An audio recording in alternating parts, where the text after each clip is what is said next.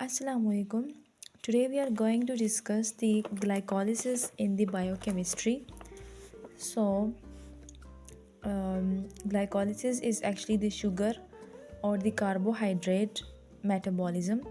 Glycolysis is the Greek word which means lysis of the sugar. Glycolysis is the combination of two words, glycose and lysis. Glycose meaning sweet and lysis means breakdown. Okay, so glycolysis is the breakdown of glucose. So glycolysis is the normal metabolic process of the body और ये हमारे पास क्या होता है, universal pathway है जो कि तमाम लिविंग सेल्स में होता है. एंड फर्स्ट टाइम जो है ग्लाइकोलिसिस जो है 1940 में डिस्क्राइब हुआ था और इसको हम एम्डन मायरहोफ पार्नस पाथवे भी कहते हैं, in which is abbreviated as EMP pathway.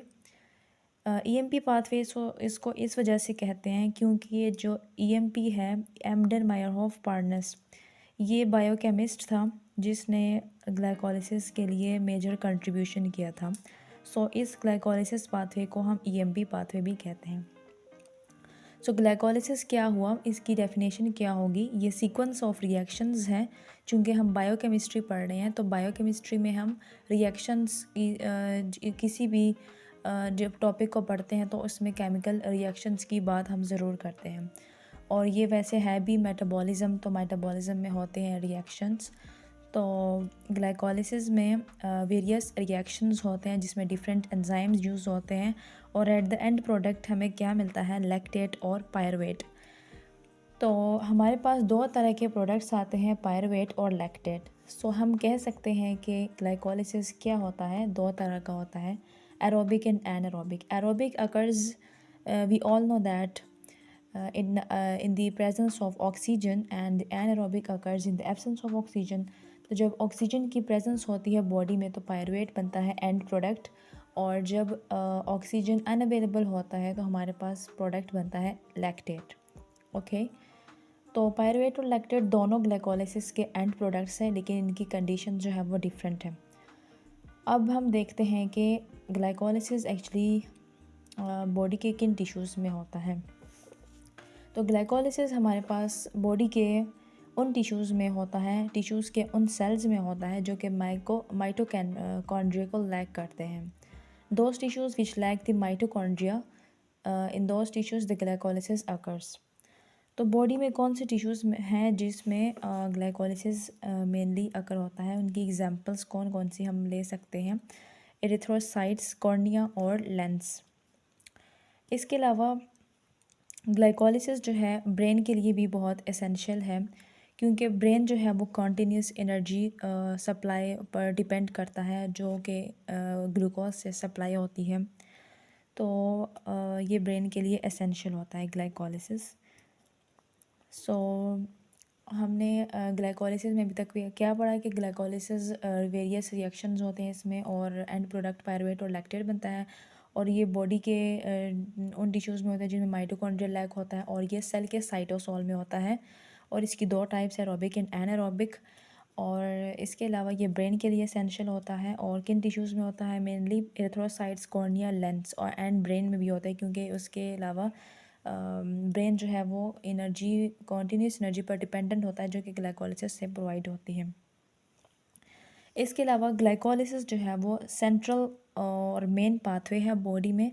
और इसके जो इंटरमीडिएट्स होते हैं, इसके दौरान जो इंटरमीडिएट्स बनते हैं उसमें वेरियस इंटरमीडिएट्स ऐसे हैं जो कि दूसरे पाथवेज़ के लिए, मेटाबॉलिक पाथवेज़ के लिए as a branch point act करते हैं और वो दूसरे पाथवेज़ में एंटर होके उसको इनिशिएट करते हैं, उसको कैरी आउट करते हैं. तो it was about glycolysis introduction. And next हमारे पास ये है कि ग्लाइकोलिसिस एक्चुअली किस मेटाबॉलिक प्रोसेस का रिवर्स है. तो ये हमारे पास रिवर्स है ग्लूकोनियोजेनेसिस का. ग्लूकोनियोजेनेसिस को हम आगे पढ़ेंगे. सो नेक्स्ट प्रोसीड करते हैं, रिएक्शंस ऑफ ग्लाइकोलिसिस. ग्लाइकोलिसिस में हमारे पास कौन कौन से रिएक्शंस होते हैं. तो इसके हमारे पास 3 डिस्टिंक्ट फेजेस हैं. और फर्स्ट फ़ेज़ क्या है, एनर्जी इन्वेस्टमेंट फ़ेज़ और प्री प्रेपरेटरी फ़ेज़, जिसमें एनर्जी यूटिलाइज़ होती है, एटीपी यूज़ होती है इसमें। दूसरा है स्प्लिटिंग स्टेज, इसमें लार्ज कंपाउंड जो है वो ब्रेक डाउन होता है टू में। और third is energy generation stage, इसमें एनर्जी हमें मिलती है, एटीपी और एनएडीएच की फॉर्म में हमें एनर्जी मिलती है। सो फर्स्ट हम स्टार्ट करते हैं energy investment stage. Energy investments. So let's start the first stage, that is the energy investment phase. Energy investment phase में सबसे पहले हमारा मकसद क्या है, ग्लाइकोलिसिस। ग्लाइकोलिसिस में हमारे पास क्या होगा, ग्लूकोज होगा जिसके हम ब्रेक डाउन करेंगे। तो सबसे पहले हम क्या लेंगे, ग्लूकोज। ग्लूकोज जो है इसकी फॉस्फोरिलेशन होती है, इसमें फॉस्फेट ग्रुप की एडिशन होती है। और ये फॉस्फेट ग्रुप कहाँ से आता है, ये एटीपी से आता है, एडिनोसिन ट्राइफॉस्फेट से आता है। और इसमें कौन सा एंजाइम यूटिलाइज होता है, हेक्सोकाइनेज या ग्लूकोकाइनेज एंजाइम यूज़ होता है। अब हेक्सोकाइनेज और ग्लूकोकाइनेज दोनों ही इसके लिए यूज़ हो सकते हैं, लेकिन इनमें डिफरेंस क्या है वो अब हम देखते हैं। हेक्सोकाइनेज एक्चुअली बॉडी के तमाम टिश्यूज़ में होता है। हेक्सोकाइनेज क्या होता है, बॉडी के तमाम टिश्यूज़ में होता है। और इसके अलावा हेक्सोकाइनेज जो है फ्रुक्टोज और मेनोज जो दूसरे शुगर्स हैं ग्लूकोज के अलावा, उनके लाइसिस के लिए भी हम यूज़ कर सकते हैं, उनकी फॉस्फोरिलेशन के लिए भी यूज़ कर सकते हैं। और इसके अलावा ये है कि इसकी लो केएम वैल्यू होती है। दूसरा ये कि दूसरा एंजाइम क्या है, ग्लूकोकाइनेज। ग्लूकोकाइनेज भी ग्लूकोज की फॉस्फोरिलेशन करता है, लेकिन इन दोनों में फ़र्क ये है कि ये हेक्सोकाइनेज बॉडी के तमाम टिश्यूज़ में था और ग्लूकोकाइनेज बॉडी के सिर्फ लिवर में होता है, और इसकी केएम वैल्यू जो है वो हाई होती है। दूसरी बात इसमें यह है कि ग्लूकोकाइनेज सिर्फ तब एक्ट करता है जब हमारे पास ग्लूकोज की कंसनट्रेशन ज़्यादा होती है बॉडी में, तो ये मतलब स्पेसिफिक कंडीशन में एक्ट करता है। So it was the difference about hexokinase and glucokinase. तो ग्लूकोज 6 फॉस्फेट जब फ्रुक्टोज 6 फॉस्फेट में कन्वर्ट हो जाता है, तो ये इसमें कौन सा एंजाइम यूटिलाइज होता है, फॉस्फोहेक्सोज आइसोमरेज। ग्लूकोज एंड फ्रुक्टोज एक दूसरे के आइसोमर्स हैं, तो आइसोमर्स एक दूसरे में जब कन्वर्ट होते हैं तो इसके लिए आइसोमरेज एंजाइम यूज़ होता है। हमारे पास जो ग्लूकोज 6 फॉस्फेट होता है ये बहुत ही इम्पोर्टेंट है, और ये बाकी मेटाबॉलिक पाथवेज के लिए एज ए इंटरमीडिएट यूज़ होता है। जैसे कि आगे हम पढ़ेंगे जिसमें ग्लाइकोजेनेसिस आता है, gluconeogenesis and pentose phosphate pathway, ये भी हमारे पास मेटाबॉलिक पाथवेज हैं और इनमें ग्लूकोज 6 फॉस्फेट यूज़ होता है। इसके अलावा जो ग्लूकोज 6 फॉस्फेट है ये इम्परमीबल होता है टू द सेल मेम्ब्रेन। तो फ्रुक्टोज 6 फॉस्फेट की अब बात करते हैं कि आगे क्या करता है। तो फ्रुक्टोज 6 फॉस्फेट जो है इसमें ये कन्वर्ट होता है by the two the fructose 1,6 bis phosphate. इसमें फ्रुक्टोज 6 फॉस्फेट है तो मतलब कि इसके 6 कार्बन पर फॉस्फेट ग्रुप अटैच है। फ्रुक्टोज 1,6 बिस फॉस्फेट में 2 फॉस्फेट ग्रुप अटैच हो जाते हैं, एक कार्बन नंबर 1 पर और एक ऑलरेडी अटैच है हमारे पास कार्बन नंबर 6 पर। तो फ्रुक्टोज 6 फॉस्फेट 1,6 बिस फॉस्फेट में कन्वर्ट हो जाता है बाय द फॉस्फोफ्रुक्टोकाइनेज। जैसे कि हमने लास्ट लेक्चर में भी देखा था कि काइनेजेस एंजाइम्स जो है हमेशा फॉस्फोरिलेशंस करते हैं, और ड्यूरिंग द फॉस्फोरिलेशन जो है एटीपी यूज़ होता है। जैसे कि हमने पढ़ा कि ये हमारे पास क्या है, एनर्जी इन्वेस्टमेंट फ़ेज़ है। तो एनर्जी इन्वेस्टमेंट फ़ेज़ के दौरान हम एनर्जी की इन्वेस्टमेंट करते हैं, तो इसमें एटीपी यूज़ होता है। पहली एटीपी जो है वो फर्स्ट स्टेप में यूज़ हुई और अब दूसरी यूज़ हो रही है फ्रुक्टोज 1,6 बिस फॉस्फेट की फॉर्मेशन में। तो ये जो हमारे पास फ्रुक्टोज 1,6 बिस फॉस्फेट की फॉर्मेशन है, ये हमारे पास एक रेट लिमिटिंग स्टेप है और इसके अलावा इरिवर्सिबल स्टेप है। इसके अलावा ग्लाइकोलिसिस में हमारे पास 3 ऐसे स्टेप्स हैं जो कि इरिवर्सिबल होते हैं और वो रेगुलेटरी स्टेप्स होते हैं। इसमें जो एंजाइम्स यूज़ होते हैं ये रेगुलेटरी एंजाइम्स हैं ग्लाइकोलिसिस के, और इसकी बहुत ज़्यादा इम्पोर्टेंस है। जिसमें हमारे पास सेकंड नंबर पे फॉस्फोफ्रुक्टोकाइनेज आता है, और फर्स्ट पे जो है वो हेक्सोकाइनोज काइनेज और ग्लूकोकाइनेज आता है जो कि फ़र्स्ट स्टेप में यूज़ हो रहा था। जबकि थर्ड में जो है वो हम लास्ट में पढ़ेंगे, that is the pyruvate kinase. तो ये 3 एंजाइम्स ऐसे हैं जो कि रेगुलेटरी होते हैं और ये इरिवर्सिबल स्टेप्स होते हैं। जिन स्टेप्स में ये यूटिलाइज़ होते हैं वो हमारे पास इरिवर्सिबल स्टेप्स होते हैं। सो अभी तक हमने पढ़ा एनर्जी इन्वेस्टमेंट फ़ेज़। नेक्स्ट है हमारे पास स्प्लिटिंग फ़ेज़। स्प्लिटिंग फ़ेज़ में ये high energy compound fructose 1,6 bisphosphate जो है स्प्लिट होता है। स्प्लिटिंग मतलब क्या होता है कि ब्रेक डाउन। तो फ्रुक्टोज 1,6 बिसफॉस्फेट की ब्रेक डाउन होती है और इस दौरान एल्डोलेज एंजाइम यूज़ होता है और एल्डोलेज एंजाइम जो है वो इसकी ब्रेक डाउन कर देता है 2 कंपाउंड्स में। चूँकि ये 6 कार्बन कंपाउंड है तो इस ये जब इसकी ब्रेक डाउन होती है तो 2 कंपाउंड्स बन जाते हैं 3 कार्बन्स के। पहला क्या है, dihydroxy acetone phosphate and second one is the glyceraldehyde 3 phosphate. ये दो एंजाइम कंपाउंड्स जो है ये एक दूसरे के आइसोमर्स होते हैं just like glucose and fructose, और इनके लिए जो एंजाइम यूज़ होता है कन्वर्जन के लिए that is the isomerase. Isomerase enzyme जो है वो इनकी रिवर्सिबल कन्वर्जन करता है। तो it was the about splitting phase. Next हमारे पास जो थर्ड फेज़ है that is the energy generation phase. Energy generation phase जो है वो थर्ड फेज़ है और इसमें क्या होता है, ग्लाइसरल्डिहाइड 3 फॉस्फेट जो बना है ये आगे प्रोसीड करता है और ग्लाइसरल्डिहाइड 3 फॉस्फेट डीहाइड्रोजनेज एंजाइम को यूज़ करता है और ये कन्वर्ट होता है टू द 1,3 बिसफॉस्फोग्लाइसरेट। ग्लाइसरल्डिहाइड जो 3 फॉस्फेट डीहाइड्रोजनेज एंजाइम है, चूँकि ये डीहाइड्रोजनेज है, डीहाइड्रोजनेशन करता है, हाइड्रोजन को रिमूव कर देता है। तो जब हाइड्रोजन रिमूव होता है तो उस दौरान हमारे पास NADH की फॉर्मेशन होती है या फिर NADPH की फॉर्मेशन होती है। तो यहाँ पर हमारे पास NADH की फॉर्मेशन हो रही है। तो चूँकि ये क्या है, एनर्जी जनरेशन फेज़ है, तो एनर्जी जनरेशन फेज़ के दौरान अभी हमारे पास फर्स्ट स्टेप में क्या जनरेट हुई, NADH यूटिलाइज नहीं बल्कि जनरेट हो गई। Okay, as it is the energy generation phase, so energy generate हो गई in the form of NADH। NADH जो है इलेक्ट्रॉन ट्रांसपोर्ट चेन में एंटर होगा और वहाँ से इससे ATP हमें मिलेगी। ओके, सो जैसे हमने पढ़ा था कि ग्लाइकोलिसिस क्या होता है, इससे हमें एनर्जी यूटिलाइजिंग हमें जब एनर्जी की ज़रूरत होती है तो ग्लाइकोलिसिस का प्रोसेस होता है। तो ग्लाइकोलिसिस होता है, इसके बाद TC होता है और इस तरह से ग्लूकोज की कंप्लीट ब्रेकडाउन हो जाती है तो हमें ATPs इस तरह से मिलते हैं। यहाँ एनर्जी जनरेशन फेज़ में पहले NADH मिला और आगे स्टेप्स में हमें ATPs मिलेंगे और ये NADH जो है इलेक्ट्रॉन ट्रांसपोर्ट चेन में जाकर ATP प्रोवाइड करेंगे हमें। तो ग्लाइसरल्डिहाइड 3 फॉस्फेट 1,3 बिसफॉस्फोग्लाइसरेट में कन्वर्ट हो गया बाय द डिहाइड्रोजनेज एंजाइम और हमारे पास NADH की फॉर्मेशन हुई। अब नेक्स्ट में क्या होगा, हमारे पास जो ये एंजाइम है ग्लाइसरल्डिहाइड 3 फॉस्फेट डिहाइड्रोजनेज, ये इनहिबिट किस के ज़रिए होता है, बॉडी में एक्टिवेटर्स भी होते हैं और इनहिबिटर्स भी होते हैं। तो इसका इनहिबिटर क्या है, आर्सेनेट जो है, आर्सेनेट केमिकल और इसके अलावा आइडो एसीटेट जो है इसके इनहिबिटर्स होते हैं। ये इस एंजाइम को इनहिबिट करते हैं।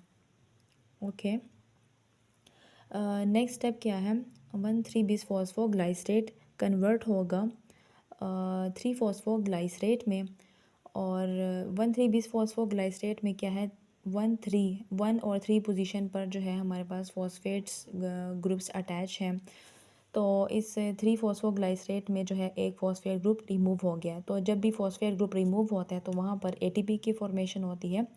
तो इसके लिए एंजाइम कौन सा यूज़ होगा, फॉस्फोग्लाइसरेट काइनेज।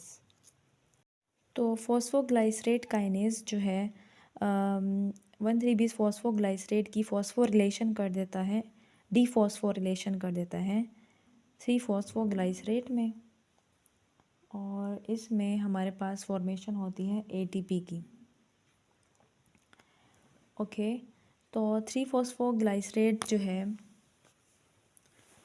हमारे पास जो इस स्टेप में ATP की फॉर्मेशन होती है काइनेज एंजाइम के ज़रिए। तो ये ATP का जो ये फॉर्मेशन का जो स्टेप है, it is the substrate level phosphorylation step. Substrate level phosphorylation क्या होती है? सबस्ट्रेट लेवल फॉस्फोरिलेशन हमारे पास फॉस्फोरिलेशन की वो टाइप है जिसमें हाई एनर्जी कंपाउंड जो है वो लो एनर्जी में कन्वर्ट होता है और इसमें एज ए रिज़ल्ट हमें एटीपी मिलती है। यानी इसमें इलेक्ट्रॉन ट्रांसपोर्ट चेन के रन होने की ज़रूरत नहीं होती। ड्यूरिंग दिस स्टेप जो है एटीपी की फॉर्मेशन होती है, इस वजह से इसको सबस्ट्रेट लेवल फॉस्फोरिलेशन कहते हैं। और 3 फॉस्फोग्लाइसरेट जो है कन्वर्ट होगा 2 फॉस्फोग्लाइसरेट में। 3 फॉस्फोग्लाइसरेट और 2 फॉस्फोग्लाइसरेट में फ़र्क क्या है? इसकी फॉस्फेट की पोजीशन पर फ़र्क है। इसमें थर्ड कार्बन पर है फॉस्फेट ग्रुप, इसमें 2 कार्बन पर है। तो इसके लिए जो एंजाइम यूज़ होगा वो है फॉस्फोग्लाइसरेट म्यूटेस। म्यूटेस एंजाइम जो है इसकी पोजीशन चेंज कर देगा। तो इसमें क्या बन जाएगा? 2 फॉस्फोग्लाइसरेट। 2 फॉस्फोग्लाइसरेट जो है कन्वर्ट होगा by the phosphoenol to the phosphoenol pyruvate by using the enolase enzyme. Enolase enzyme use करके ये किस में कन्वर्ट हो जाता है? फॉस्फोइनोल पायरुवेट में। और फॉस्फोइनोल पायरुवेट लास्ट स्टेप में किस में कन्वर्ट होता है? पायरुवेट में, bye using the pyruvate kinase enzyme. तो ये हमारे पास वो थर्ड रेगुलेटरी एंजाइम है जो कि ग्लाइकोलिसिस में यूज़ होता है। और इस दौरान ये उन थ्री एंजाइम्स में से आता है जो कि ग्लाइकोलिसिस की रेगुलेशन करते हैं और ये इरिवर्सिबल स्टेप्स होते हैं। फर्स्ट क्या था? Hexokinase and glucokinase, and second was the phosphofructose kinase, and third one is pyruvate kinase.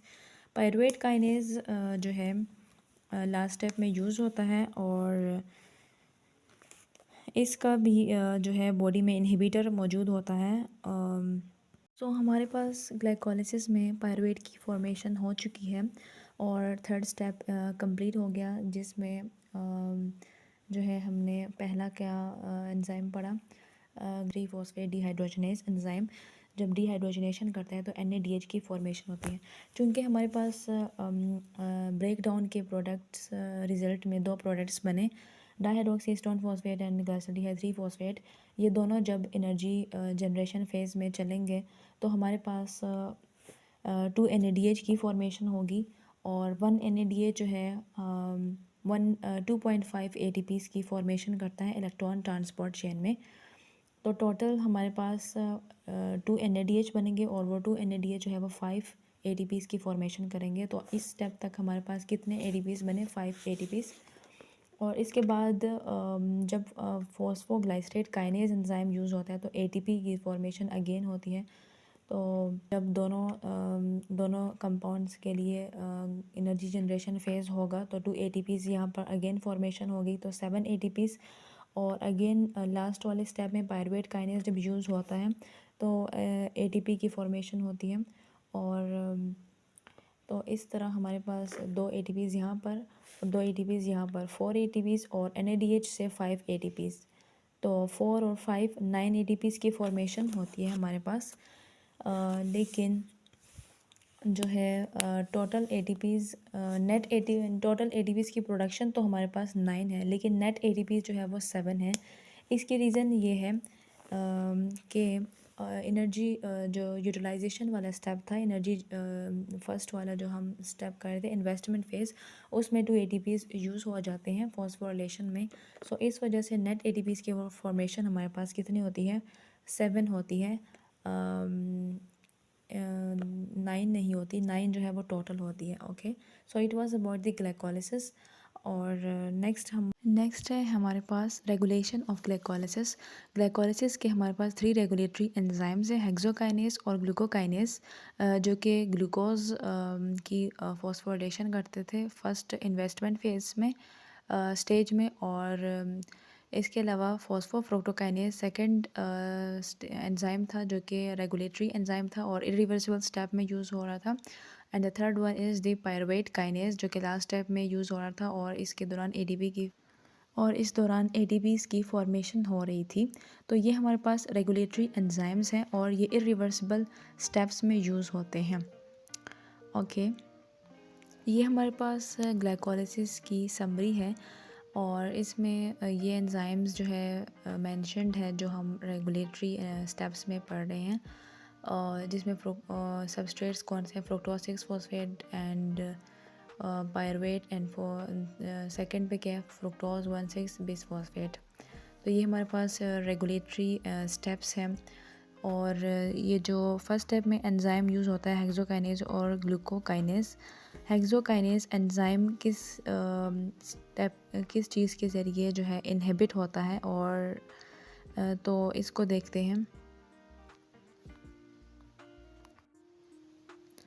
तो हेक्सोकाइनेज एंजाइम, ग्लूकोकाइनेज एंजाइम और हेक्सोकाइनेज एंजाइम जो है इसमें यूज़ होते हैं फर्स्ट स्टेप में। और हेक्सोकाइनेज एंजाइम इनहिबिट होता है बाय द ग्लूकोज 6 फॉस्फेट, क्योंकि इसका मकसद ग्लूकोज 6 फॉस्फेट की फॉर्मेशन है। जब इसकी फॉर्मेशन हो जाती है तो ये बैक टू उसकी इनहिबिशन करता है।